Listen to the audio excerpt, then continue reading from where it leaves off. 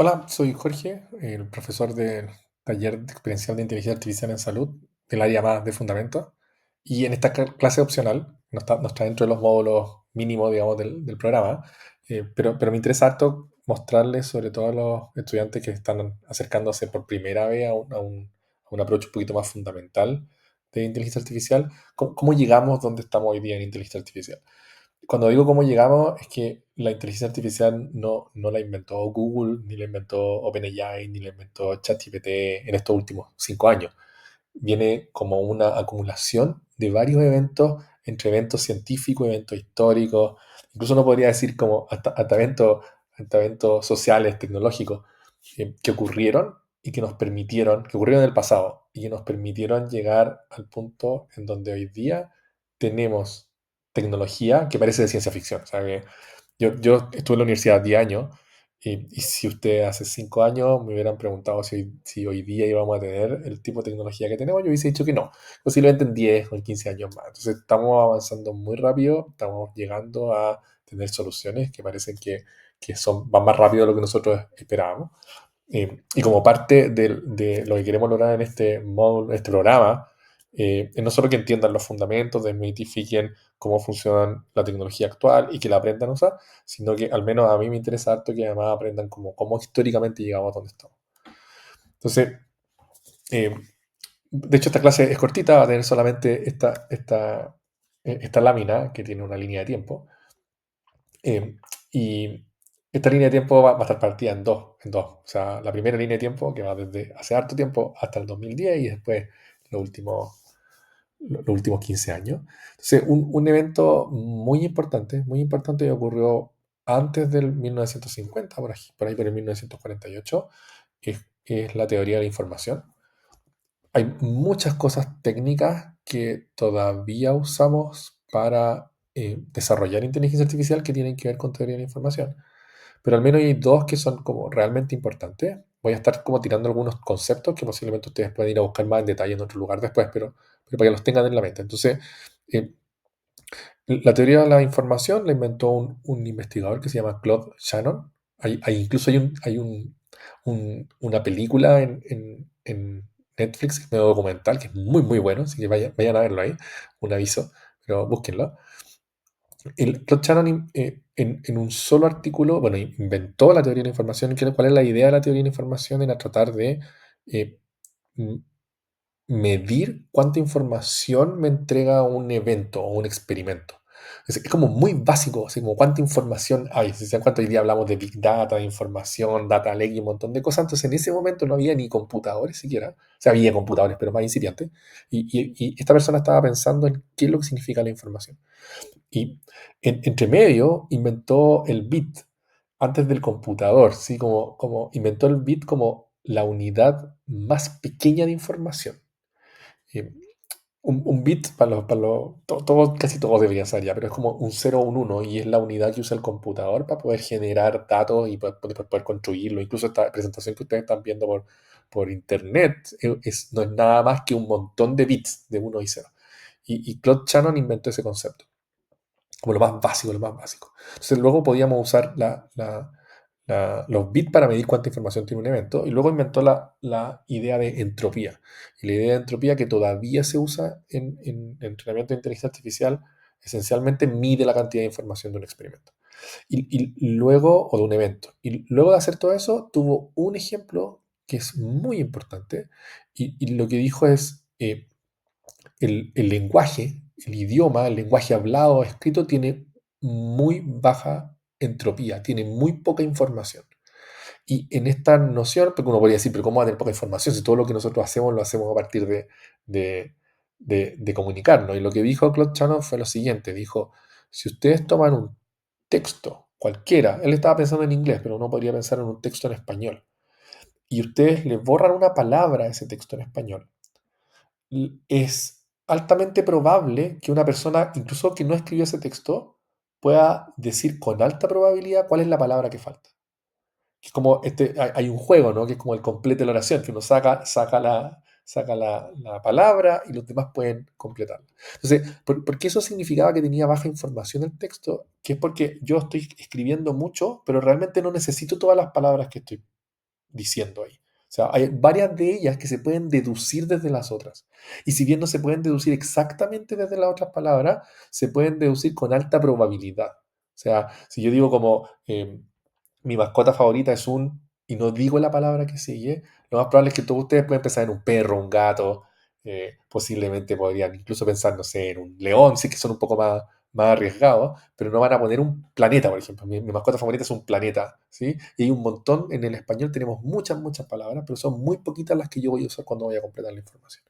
Esa noción de que el lenguaje se puede completar es algo que hoy día eh, inteligencia artificial como ChatGPT, Claude, Gemini y todas las que están de moda usan, de hecho usan demasiado, sobreusan, se aprovechan de esa propiedad. Y en algunos de los módulos también les voy a mostrar cuando veamos, cuando el módulo de inteligencia artificial con texto van a ver eso en detalle. Entonces, eso es crucial en lo que estamos mirando hoy día. Otras dos cosas cruciales que aparecieron en el año 50, una es el test de Turing y otra es la hipótesis distribucional. Voy a hablar del test de Turing que es como bien interesante, importante, incluso hay una película acerca de eso, que la película se llama el código Enigma, creo que se llama en español, Imitation Game, el juego de la imitación en inglés, pero quiero detenerme en la hipótesis distribucional. En el año 50 hubo como un quiebre entre los lingüistas.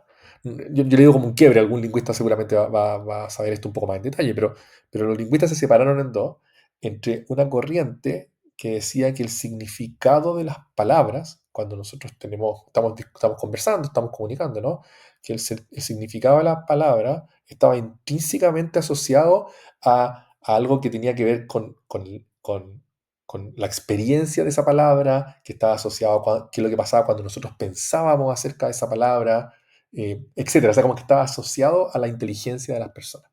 Mientras había otro tipo de lingüista, el otro grupo de lingüistas, esto es muy grueso lo que estoy diciendo, pero para que se hagan una idea, el otro grupo de lingüistas decía que el significado de la palabra estaba 100% asociado al uso de la palabra, que era una cuestión estadística del uso de la palabra. Y por eso las palabras, no sé, correr y caminar son parecidas, porque se usan en lugares parecidos. Por eso la palabra perro y gato son parecidas. Su significado no tiene que ver, el significado de la palabra perro no tiene que ver con este animal de cuatro patas, no. Tiene que ver con el lugar donde se usa esa palabra. Y se dividieron entre los que creían en la hipótesis distribucional, que quiere decir que el significado de la palabra es una propiedad estadística de la palabra. No tiene que ver con qué es lo que nosotros sentimos con la palabra, es con la estadística del uso. Y eso junto con lo de Shannon es lo que permite hoy día a ChatGPT ser tan eficiente y lo van a ver en los otros módulos. Ahora, déjenme hablar del test de Turing, que todo esto pasa en el año 50.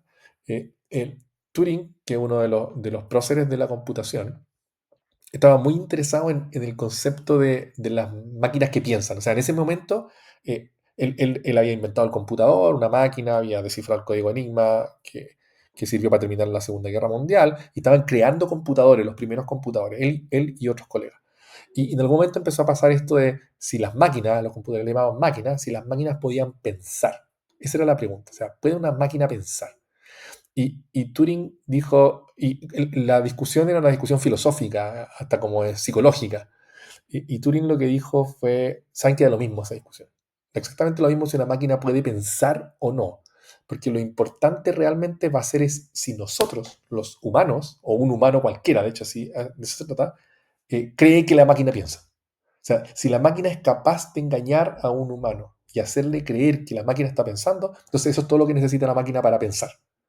Y lo que hizo fue como cambiar el problema. Como el problema dijo, el problema no es si la máquina piensa o no, es que es lo que entendemos nosotros por pensar, y eso siempre va a ser una definición que dependa del humano que está al otro lado. Entonces definió un test de la siguiente forma. Dijo, vamos a hacer el siguiente test, vamos a poner un humano a este lado, vamos a poner una cortina, y al otro lado vamos a poner una máquina y otro humano. Entonces el test hay dos humanos, uno a un lado de la cortina, otro a otro lado de la cortina, y una máquina. El humano que está a este lado de la cortina no ve a la máquina y al humano, y se puede comunicar con la máquina y con el humano a través de un teclado y una pantalla. En ese año, Turing ya hablaba de un teclado y una pantalla. Entonces, lo que iba a hacer el humano que estaba a este lado de la cortina es que le iba a hacer preguntas por el teclado y la pantalla a cada uno de los entes. Hablaba del ente A y el ente B, sin saber cuál es máquina y sin saber cuál es humano. Y cada uno de los entes le iba a responder, y el humano a este lado de la cortina iba a leer la respuesta que le pasaba a cada uno de los entes. Y cada una de las respuestas iba a decir, el ente A respondió esto, el ente B respondió esto otro. Si después de varias rondas el humano de este lado de la cortina no puede diferenciar cuál de los dos es una máquina y cuál de los dos es un humano, vamos a decir que la máquina pasa el test. O sea, la máquina pasó el test de Turing. ¿Qué quiere decir? Que la máquina fue capaz de engañar. O sea, esencialmente el humano que está de este lado de la cortina no es capaz de diferenciar si la máquina, cuál de los dos es una máquina, cuál de los dos es persona. Eh, entonces, ¿qué es lo que está diciendo Turing en ese test? Es que no importa realmente si la máquina piensa o no, lo único que importa es que nosotros, qué creemos nosotros de si la máquina piensa o no. Y esto es algo que hoy día todos sentimos cuando estamos interactuando con ChatGPT, con Claude, con Gemini. Que pareciera ser que hay una persona al otro lado que nos está diciendo cosas. Es una persona a veces más dócil porque uno le puede dar instrucciones, ¿sí?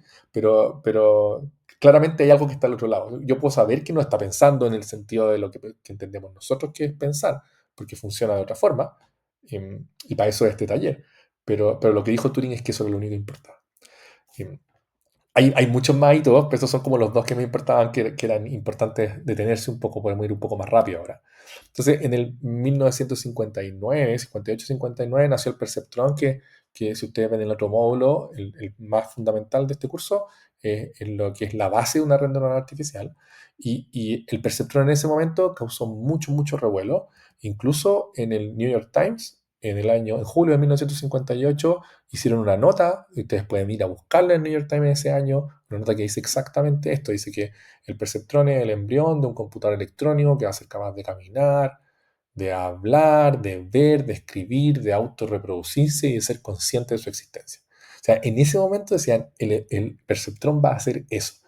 El perceptrón iba a dejar a todas las personas sin trabajo, exactamente lo que estamos sintiendo hoy día con la tecnología, ya se sentía en el 58 una tecnología muchísimo, muchísimo más básica. ¿Y qué es lo que pasó por ahí por el año 69? Es que Minsky y Papert escribieron un artículo acerca de todo lo que el perceptrón no podía hacer y esencialmente lo mataron. Eh, Cuando digo esencialmente lo mataron, quiere decir que todo el mundo pensaba que el perceptrón iba a resolver todos los problemas. Minsky y Papert dijeron, estos son todos los problemas que el perceptrón no puede resolver, pero igual dijeron, el perceptrón es muy bueno, excelente, pero esto no lo puede resolver. Ellos son científicos, lo que les interesaba era ver cuáles eran los límites del perceptrón. El problema fue que en eso y otras cosas, como que el perceptrón hubo mucho hype, la gente tenía muchas expectativas de lo que iba a lograr y no se logró mucho, sobre todo en defensa, lo que produjo lo que se conoce hoy día como el invierno de la inteligencia artificial. Y cuando hablamos de invierno de inteligencia artificial es que la gente creía mucho en lo que iba a lograr la inteligencia artificial en el año 58 hasta el año 59, no logró mucho y lo que empezó es que la gente empezó a interesarse muchísimo menos. Las cosas que hacía el perceptrón pasaron a ser cosas cualquiera, se acostaban en el día a día, pero ya no había fondos para hacer investigación en inteligencia artificial, no había fondos para hacer desarrollo en inteligencia artificial y hubo mucho, casi desapareció, digamos, el área. Pero hubo varios que siguieron trabajando. De hecho, en el año 85 se creó el perceptrón multicapa, se creó el concepto de propagation, y varios investigadores siguieron haciendo cosas a pesar de este invierno. A ellos les debemos la revolución tecnológica de hoy día. Si ellos no hubiesen hecho estas cosas, no tendríamos lo que estamos viendo hoy. Y entre medio pasaron un par de cosas que son muy importantes. En el año 90 apareció el World Wide Web, la Internet, que esto es algo que cuando uno mira la historia de la inteligencia artificial pasa un poco como a la rabia, pero la Internet, la web es lo que nos permite, por ejemplo, a ustedes estar viendo esta clase desde su casa o desde su tablet, desde su celular, a partir de usar la Internet y la web, que es lo que está encima de la Internet, es la capa de datos que está sobre la Internet son los fierros y la web son los datos que están arriba. Eh, y ahí realmente se produjo esta explosión de datos que estaban disponibles para distintas personas en todo momento. Y lo que pasa en la web es que se crean más páginas web en el último año de las que se crearon en toda la historia. Y ese es un proceso que es realmente exponencial. Y la cantidad de datos que se están poniendo en la web es gigantesca. Todos lo hemos sentido, todos lo hemos vivido. O sea, la cantidad de videos que hay en YouTube ya no se pueden encontrar, la cantidad de páginas web, la cantidad de cursos que hay de inteligencia artificial es gigantesca y cada año crece más. Entonces, eso es crucial en el desarrollo de la inteligencia artificial y lo vamos a ver por qué. Y es esencialmente porque hoy día tenemos esos datos que nos permiten entrenar, que está como toda la información del mundo en la web, en Internet, y nos permiten usarlos para entrenar nuevas máquinas. Y pasó otra cosa en el año 99, que se creó la GPU. Seguramente todos ustedes saben o conocen el concepto de CPU, que es como la unidad de procesamiento de un computador. GPU es la unidad de procesamiento gráfico, que es un computador pequeñito, un chip de hecho, no es tan pequeñito, puede ser un poco más grande, pero son muchos chips que le permiten al computador procesar gráficos de manera eficiente. Y uno diría como, ¿y por qué importa acá? Así como, y importa por algo bien interesante, que es los gráficos hoy día, los que se usan en los computadores de hoy día, y sobre todo en los juegos, se usan mucho de estas máquinas para procesar gráficos. Lo que tienen que estar haciendo es haciendo modelos 3D para proyectarlos en pantallas de 2 dimensiones, que son las pantallas que nosotros tenemos en la casa o en el computador. Entonces, hay un modelo 3D, no sé, un campo de batalla, por ejemplo, que es un modelo que está en el computador en 3D, pero que no se puede ver realmente en una pantalla 2D y tiene que proyectarse. Cuando el jugador se mueve de un lado para otro, esa proyección tiene que ir cambiando y eso lo tiene que hacer muy eficiente porque esas proyecciones en 2 dimensiones tienen que ser casi instantáneas para que el jugador se pueda mover y jugar. Entonces, el desarrollo de esta GPU, de hecho, ha permitido que los videojuegos se desarrollen mucho. O sea, yo siempre digo esto, que yo partí jugando Atari y los videojuegos eran muy simples. Hoy día mi hijo, mis sobrinos juegan unos juegos increíbles. Entonces, cómo ha evolucionado esa tecnología es gigante. ¿Y por qué es tan importante? Porque se dan cuenta, todavía estamos en el invierno de inteligencia artificial, eh, pero a algunas personas, investigadores próceres, podríamos decir hoy día, se les ocurrió que esta GPU, este proceso de proyección de imágenes de 3D a 2D, tenía exactamente las mismas operaciones, que eran sumas y multiplicaciones, que necesitaba un perceptrón para funcionar. Y estas GPU podían procesar de estas proyecciones muchísimas en paralelo, muchísimas por segundo, por microsegundo. Y estos investigadores lo que dijeron es como, si son exactamente las mismas operaciones que necesita un perceptrón, podríamos poner miles de millones de perceptrones en una GPU y hacerlos funcionar muchísimo más rápido que lo que podíamos hacerlo funcionar antes. Y si lo hacemos funcionar más rápido, van a poder procesar muchos más datos y por lo tanto vamos a tener procesos de entrenamiento que son muchísimo más eficientes. Cuando vean el módulo de entrenamiento se van a dar cuenta a qué me estoy refiriendo aquí. Pero lo único importante es que pusieron muchos perceptrones en una GPU y lo que hicieron fue construir esta red que se llama la AlexNet. Y esta AlexNet, en- el- hay un concurso de procesamiento de imágenes que se venía desarrollando todos los años hasta el 2012, en donde todos los años los investigadores de todo el mundo llegaban con su computador de inteligencia artificial, en ese caso en ese momento se llamaba Machine Learning, eh, o máquinas de soporte vectorial y cosas que hoy día son como old school, muy antiguas. Y lo que pasaba en este concurso que se llama ImageNet era que todos los años se subía un 1% en el acierto de la imagen. O sea, no sé, por ejemplo, en las imágenes, los computadores hasta el año 2010 le achuntaban en un 82% a la pregunta de qué es lo que hay en una imagen, si que es un gato, si es un perro, si es un tigre. Y después el siguiente año trabajaban todo el año los investigadores para subir del 81 al 82%, y después el siguiente año trabajaban todo el año para subir al 82,5%, iban haciendo eso. Y AlexNet lo que hizo fue hacer en un año un salto de 10%. Es algo que nunca había ocurrido en la historia de este concurso. Solamente poniendo perceptrones dentro de una GPU saltaron 10% en ese concurso y quedó la embarrada. O sea, como quedó la embarrada en el sentido de que toda la gente que había olvidado a los perceptrones vieron que los perceptrones podían dar resultados dada la tecnología actual y los datos actuales. Obviamente llegó Google y contrató a todas las personas de AlexNet y hubo un montón de compras paso de gente de la academia a la industria y estas grandes corporaciones se pusieron a desarrollar tecnología porque entendieron que esta tecnología, la combinación entre GPU, datos y el perceptrón, iba a hacer una revolución. La revolución no llegó tan rápido, ¿ah? pero llegó muy rápido para nosotros, porque en este tiempo todavía la gente, digamos, común no recibía estas cosas en sus computadores o en sus máquinas. Los investigadores en la universidad posiblemente sabían que estaba avanzando, pero la tecnología en las empresas todavía no llegaba. Y hubo un par de cosas más, hubo algo que se llama Word2Vec, que lo voy a enseñar en uno de los módulos, y aquí en el 2017 pasó algo que cambió. O sea, hasta acá teníamos los perceptrones, estaban funcionando, pero no había un avance muy importante. Eh, Hasta ese momento, por ejemplo, hacer traducción automática seguía siendo difícil. Hacer procesamiento de imágenes, si bien estábamos mejorando, todavía necesitábamos mucho dato y mucha computación.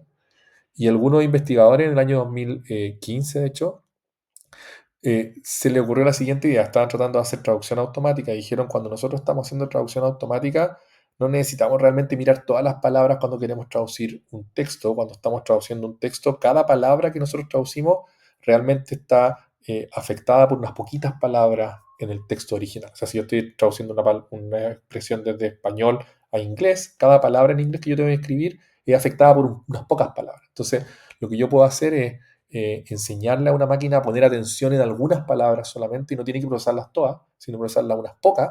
De hecho, uno podría decir en el peor caso, o en el caso mejor caso, solamente mirar una palabra de la entrada para poder hacer una salida. Ese proceso se llama atención, attention. Y si alguno de ustedes tiene mi edad y usó Google Translate en el momento que yo lo usé por ahí por el 2014, que era muy malo, y de la noche a la mañana, hubo de hecho un fin de semana en donde Google Translate funcionaba mal y de pronto empezó a funcionar muy bien. Ese momento, ese cambio de fase, realmente es como un cambio de era, fue por Attention. Y desde Attention es donde ha empezado la revolución. Eso es lo más importante. De hecho, es el avance tecnológico más importante en inteligencia artificial en los últimos 50 años. Yo les voy a enseñar en uno de los módulos qué es lo que es exactamente. ¿Y qué es lo que vino después? Vino una cosa que se llama Transformer, que no es nada más que un grupo de investigadores dijo, usemos solo atención, ya no usemos más los perceptrones como se usaban antes, usemos solo atención. Después vino el 2018, salió GPT, que es como el abuelito de ChatGPT, de hecho el tatarabuelo de ChatGPT. Apareció BERT. En el año 2018, cuando aparecieron estos dos GPT y BERT, ya estaba más o menos claro que esto iba a cambiar para la gente en la academia. Estaba más o menos claro que esta tecnología realmente iba a ser diferente. No sabíamos qué tan rápido. En ese momento yo estaba en la universidad. GPT era bien impresionante. BERT era muy impresionante. GPT, o sea, el BERT es como el chat GPT de Google. GPT era el de OpenAI. Aquí en la Universidad de Chile nosotros nos metimos en el año 2019 a hacer GPT y BERT en español. Fueron como los primeros Large Language Model en español. En ese momento, por ejemplo, GPT y BERT estaba solo en inglés o en chino. No tenía multilingüaje. Hoy día tiene todos los idiomas juntos. Entonces, en ese momento valía la pena hacer un modelo de lenguaje, una inteligencia artificial en español, solo en español. Hoy día ya no vale la pena. Las empresas lo hacen en todos los idiomas juntos. De ahí apareció ChatGPT en el 2022 y el resto de historia. O sea, fuimos muy rápido. Hoy día tenemos Claude, Gemini, Llama, DeepSeek, etc. Entonces, esto es toda la historia aquí es donde estamos hoy día. De hecho, ya el premio Nobel se lo ganó Jeffrey Hinton, que hizo Backpropagation, hizo AlexNet y estuvo metido también en algunas de las cosas de Attention. Entonces, ¿qué es lo que les quería mostrar con esto? Que hay hartas cosas que tuvieron que ocurrir. Si se pueden quedar con un par de cosas de esta línea de tiempo, uno es la gente que siguió haciendo investigación mientras estaba el invierno. Si ellos no lo hubieran hecho, no tendríamos la revolución que tenemos hoy día. Y otras dos cosas muy importantes son los datos de la web y el poder de cómputo de la GPU. O sea, yo creo que somos bien afortunados, todos los que estamos vivos en esta era, en donde se juntaron estas dos cosas. O sea, no es es como algo especial. O sea, podríamos tener muchos datos sin tener mucha computación, o podríamos tener mucho poder de cómputo sin tener muchos datos. Las dos cosas se desarrollaron de manera independiente y juntas hicieron que algunos investigadores se dieran cuenta que esto nos podía servir para hacer inteligencia artificial, eh, que hoy día le llamamos inteligencia artificial generativa, o lo que sea, como se va a llamar en el futuro, pero esta combinación de dos cosas que nos hace a nosotros afortunados de estar en este momento vivos, en donde hay muchos datos y mucho poder de cómputo que nos permite tener esta tecnología actualmente. Eso termina esta clase opcional. Espero que le haya gustado. Es como llegamos a donde estamos hoy día en inteligencia artificial. Un poquito outside del curso, pero igual es importante saber de este tipo de cosas. Nos vemos en los otros módulos.